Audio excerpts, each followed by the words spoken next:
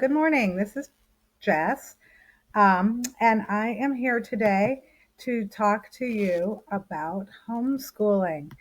Many of you know that I am very passionate about homeschooling. I started homeschooling one of my children 10 years ago, and then I ended up homeschooling three of my children and my niece from afar. My niece was from afar, not the rest of my kids. They were all close up. But since many families' lives are being turned upside down right now and kids can't go to school, I thought I would take this opportunity to try to encourage the rest of the nation to give homeschooling a try. So, I will talk about homeschooling a little and then we will do a question and answer where if people have questions, I will be happy to answer them. So, um, while our day to day lives had not been impacted much since we already homeschool, I know many of you are scrambling to find childcare, deal with school cancellations, provide home programs, and continue coming up with ways to keep everyone happy and calm. It wasn't because of a pandemic that I started homeschooling 10 years ago, but I did start homeschooling my first child unexpectedly. He was experiencing his own personal battles in school, and um, after him being up in um, at 1 o'clock in the morning one night crying about going to school, I decided I wasn't sending him back to school the next day. And I quickly scrambled to figure out what I was going to do. And within a week, we were homeschooling. I had withdrawn him from school. Now, if you're choosing to homeschool because of this pandemic, you don't need to withdraw your kids from school. However, you may decide that you love homeschooling so much that you later on want to pull your kids out of school. So, um, that is something if you decide to officially go down the road of homeschooling, you'll need to do. And every state has different laws. So, you'll want to find out what the laws are in your state. But depending on how old your children are, depends on how much actual teaching you as a parent will need to do. It also depends on your child, how independent they are, or what direction you decide to go with homeschooling. For older kids, you will be more like a facilitator, counselor, coach than actual teaching them because older kids can teach themselves with the correct information or tools provided. Um, if your kids are in elementary school, you will be able to provide them with one on one or one on two or one on three personal attention, depending on how many kids you have. And that's a lot better ratio than what they're experiencing in any school, public or private. So, and who's more committed to their children than mom or dad? So, typically, the homeschooled kid will experience a much better learning environment. Assuming you have more than one kid and they're in multiple grades, you're going to, you're only going to homeschool during, and you're only going to homeschool during the coronavirus. I recommend that you use this time as an opportunity to help your kids fill in the gaps that they may have. If they are fortunate enough not to have gaps, then let this be a time for personal growth and exploration. For science and social studies, you can work together with your kids, all, all of them. You don't need to separate it. They can develop relationships through learning and working together, which is one of the best kept secrets that veteran homeschoolers love about homeschooling. Our kids learn to communicate with each other, with people of different ages, with adults. They get an opportunity to build stronger bond between each other. Um, my husband used to joke when I first started homeschooling that he would bully the kids so that they would experience bullying Probably not as funny of a joke in this day and age as it was 10 years ago, but anyway. Um, that if you have more than one child, the issue of socialization is a non-issue because they it's a lot harder to spend 12 hours a day with the same 3 or 4 people than it is to spend 6 or 7 hours a day with 30 kids in your class. And then, especially if they're being moved from class to class, they're with 120, 400 kids every day. So they don't have to work as hard to get along with different people. Um, so anyway, that's definitely something that will take time, and it becomes more um, special of a bond after they spend a long period of time together. For science and social studies, um, you can have the kids work together. Like I said, they can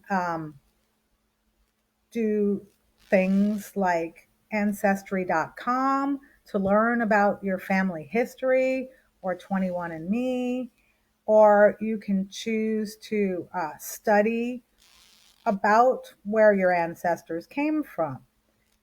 For example, you could delve into learning about the French Revolution, or what happened to the Aztecs, or um, the history of slavery.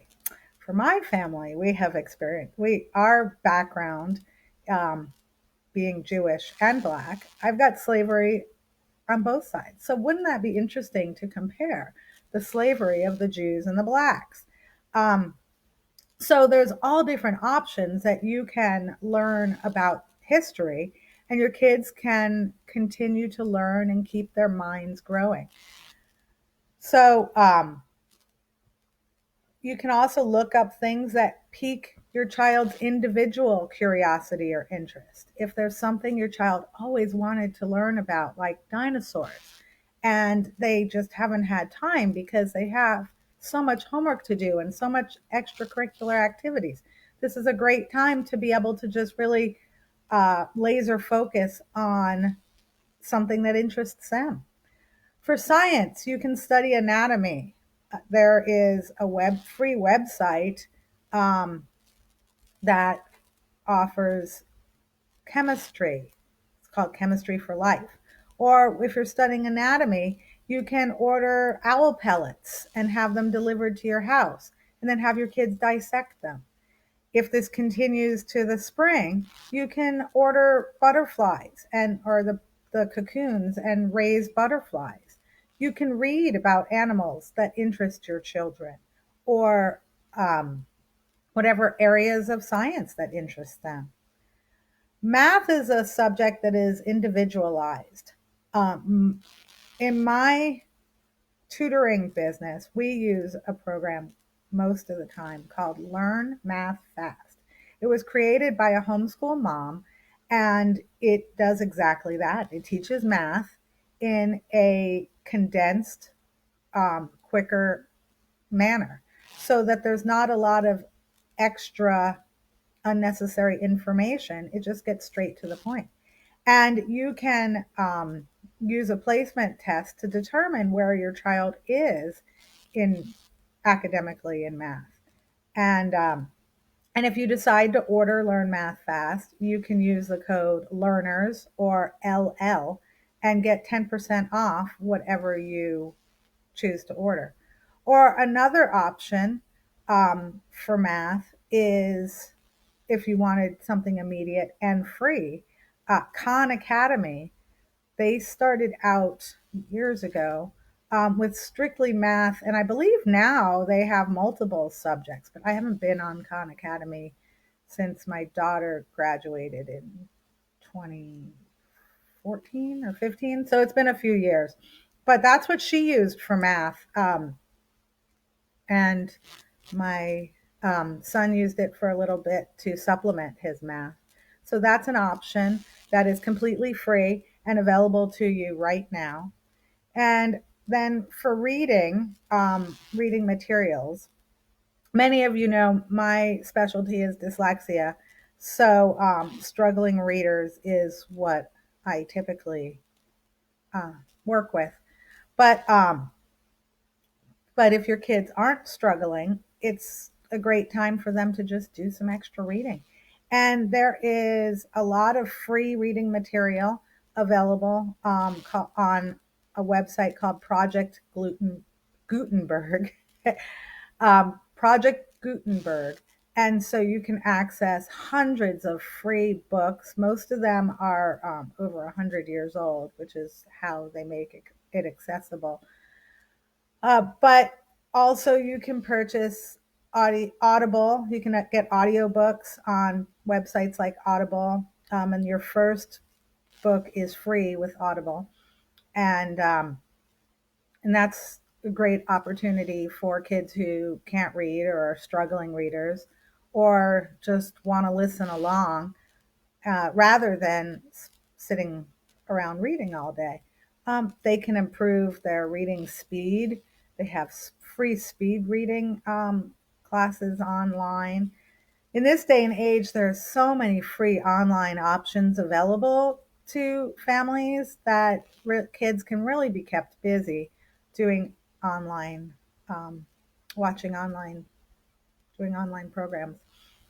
So don't be discouraged if your kids start off bickering and antagonizing each other. They're not used to spending time with each other. And so, it's going to take a little time. If you encourage the camaraderie, you'll be surprised how they will start to develop a lifelong relationship because of that they might not have had because of this current situation. So, homeschooling is an opportunity to restore your kids' love of learning. Most of the time, kids these days in school are just so pressured that they just can't, they lose the love. And unfortunately, it's happening earlier and earlier on because the educational system is putting so much pressure on kids so early on that even early as kindergarten, I have students come in who they're just stressed out. Um, oh, and I recently saw a link for museum tours that you can do virtually, and I will post that link so that you guys have access to it. But you can even do virtual field trips with your kids online. So there's so many options available today. Um, and that's all I have. If anyone is looking for alternative options, I have a list that I'm happy to email out to you. Or if you feel like you need more support, um, then I can provide more support on a one-to-one basis. We can do it virtually, or if you're local in California, or in Orange County, you can come into my learning center if you're comfortable doing that. We're actually moving a lot of our students online during this time so that families don't have to come out, uh, but we're still open. I just moved into a wonderful location. So I will be spending a lot of time there getting it ready for our open house, which is coming April 25th. So cross our fingers, by April 25th, things will be calm and back to normal. Anyway, I hope this was helpful. Does anyone have any questions about homeschooling?